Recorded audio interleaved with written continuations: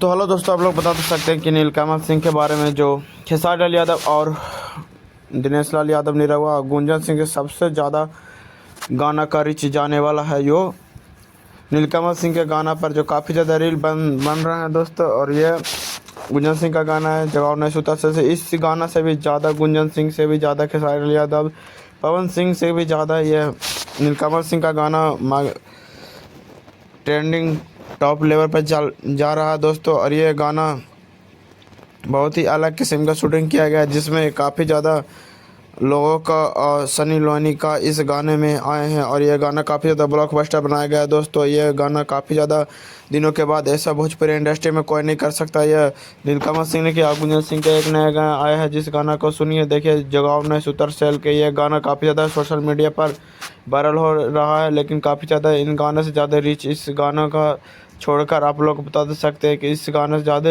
नीलकमल सिंह का गाना काफ़ी ज़्यादा भोजपुरी दर्शकों द्वारा पसंद किया जा रहा है। और यह एक नंबर ट्रेंडिंग पर जा चुका है। यह पवन सिंह के साइड लाल हुआ, दिनेश लाल यादव, गुंजन सिंह से भी का भी छोड़ छाड़ के और आगे सबसे ज़्यादा ये गाना बज रहा है।